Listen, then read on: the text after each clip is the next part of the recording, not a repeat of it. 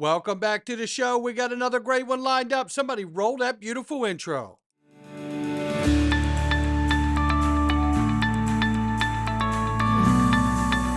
Digital Perspectives with Brad Kimes. Come on in.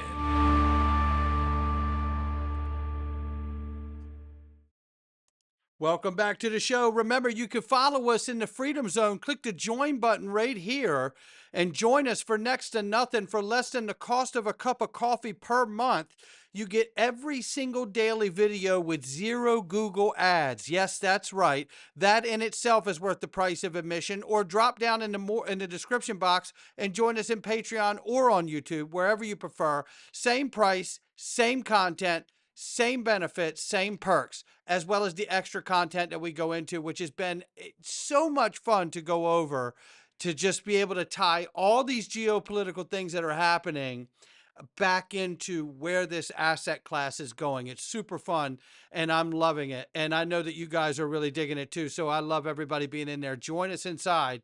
$2.66 trillion market cap for crypto. The market's up 2.6%. We see here XRP is $2. We're up 9.4 on the 24 hour. At $2 is where we're at here. And that's the 24 hour. Now, on the 7-day, we're still off a 0.5%.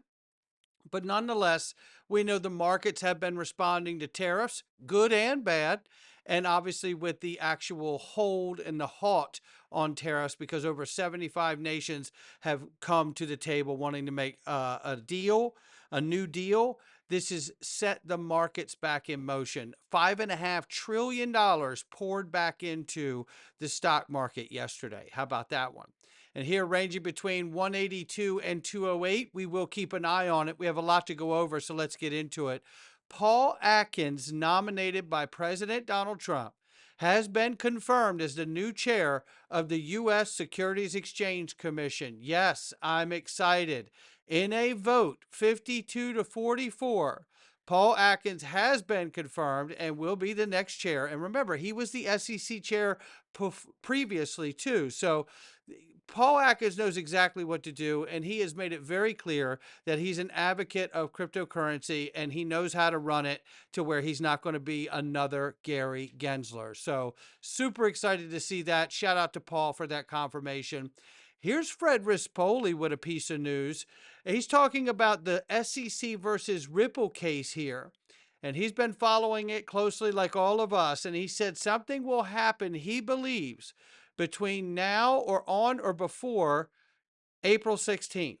And he said there's a 90% chance of it. And what did he say? This is exactly what he said. He said right here that there's a 90% chance the case will settle or the appeal will be withdrawn, and only a 10% chance Ripple will actually have to file its legal brief. How about that? 6 days from now, this case could officially be over once and for all. Over 4 years, we've been dealing with this, and actually going into 5 now. So this is really, I tell you, what a moment. We're 6 days away. He says here, when asked if the SEC had already agreed to end the case, Rispoli said the two sides have likely reached an agreement behind the scenes, but the SEC hasn't made anything public yet, which is standard for them, and I could see that too. So they may be waiting till the 16th for that news. So keep your head on a swivel, ladies and gentlemen.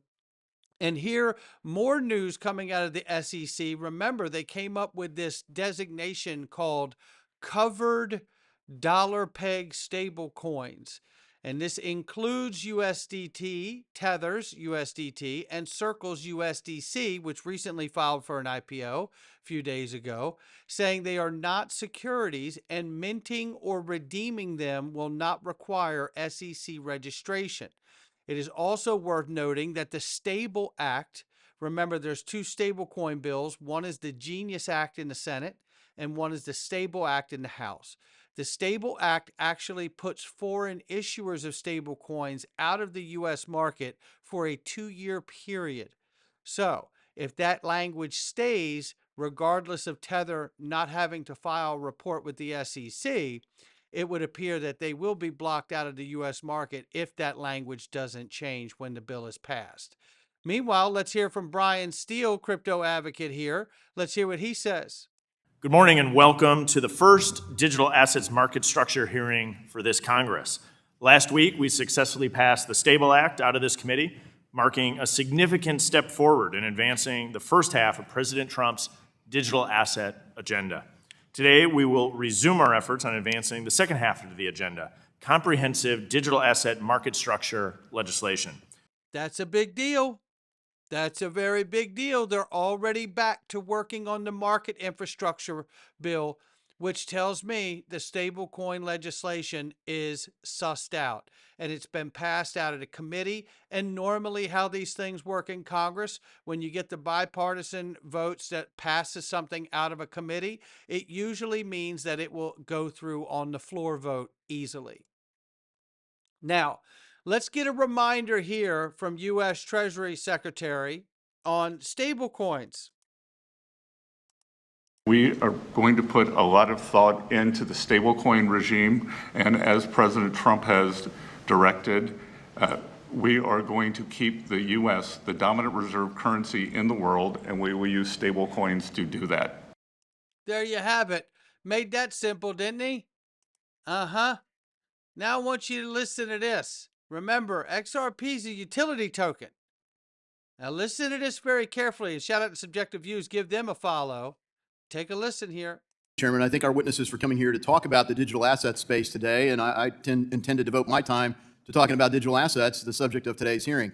If we've learned anything from the last several Congresses, the next market structure bill must explicitly include a bright line test so that whether Gary Gensler's looking at it or Warren Davidson's looking at it or someone else is, they know this is intended to be a security or it's intended to be something other than a security.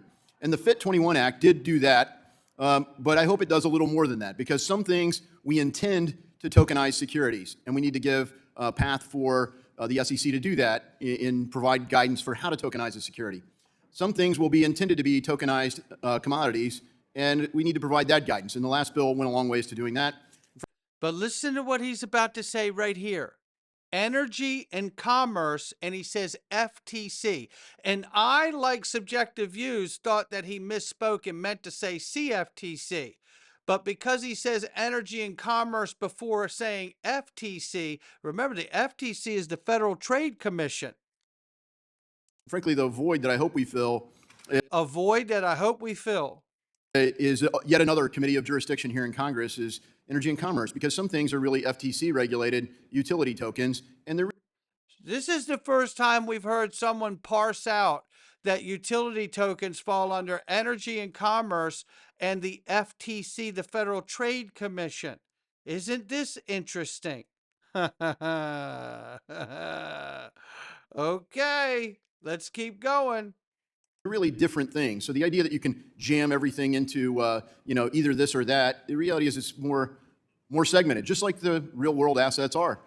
Frankly, the void that I hope we fill is yet another committee of jurisdiction here in Congress is energy and commerce, because some things are really FTC regulated utility tokens, and they're really different things. So the idea that you can jam everything into either this or that, the reality is it's more segmented, just like the real world assets are more segmented today. So hopefully we keep making progress on the bill.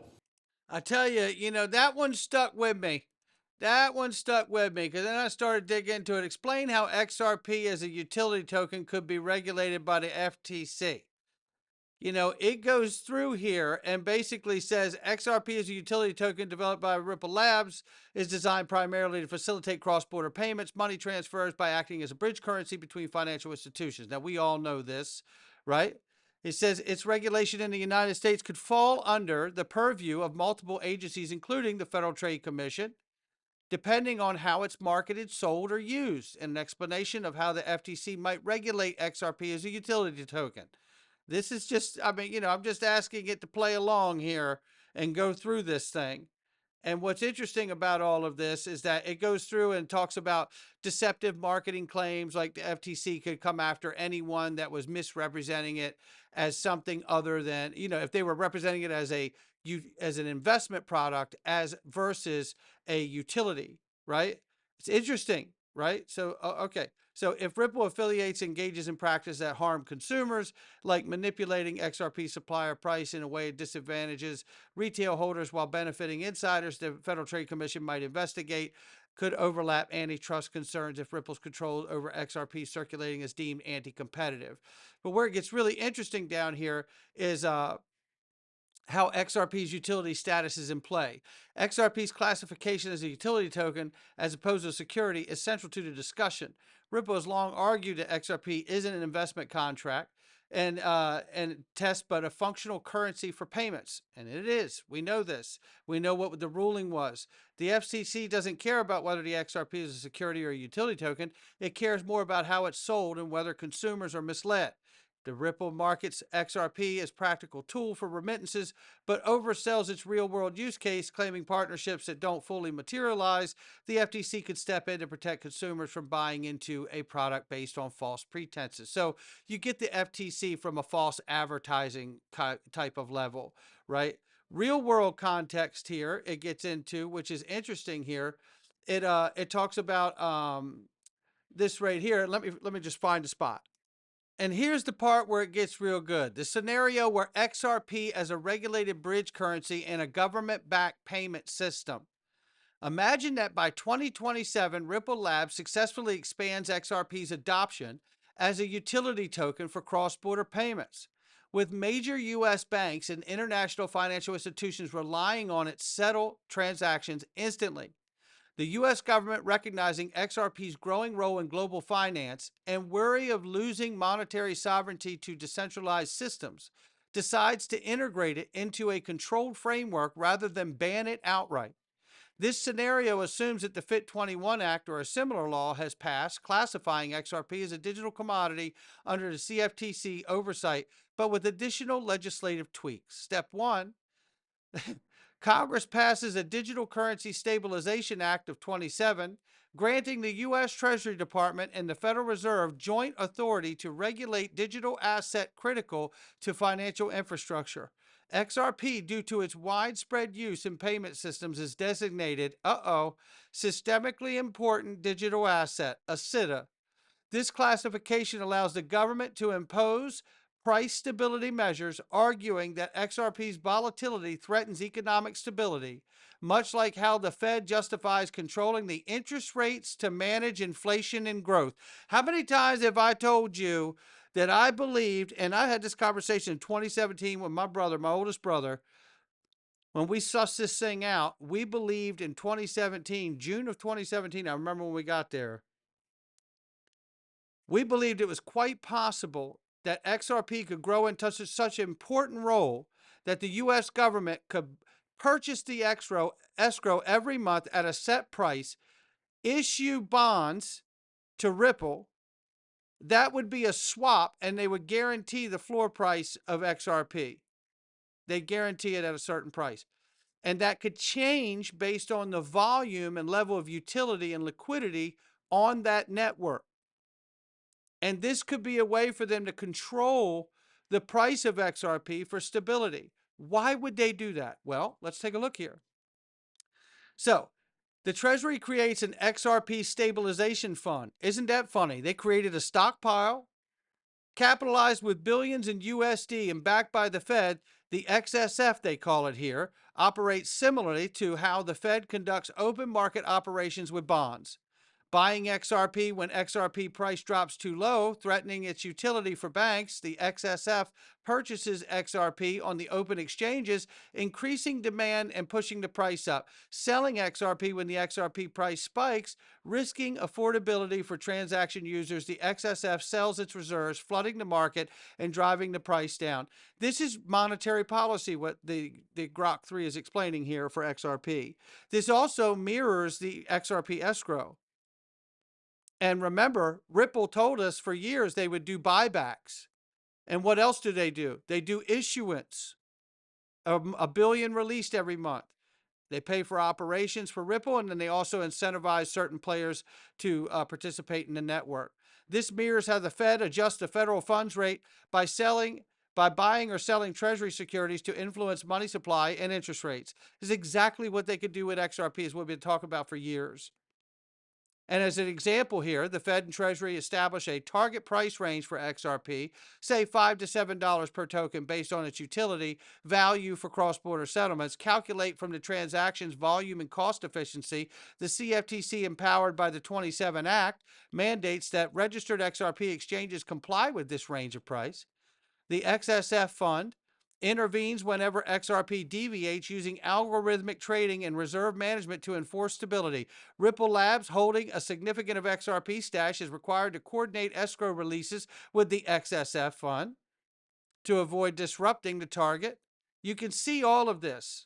Bank incentives using XRP for payments receive tax break liquid credits from the Fed, but only if they transact within the targeted range. And that's how you may see zero capital gains for banks and money transmitters. Market compliance. The CFTC fines exchanges or market makers that facilitate trades outside the range, leveraging FIT21's registration requirements.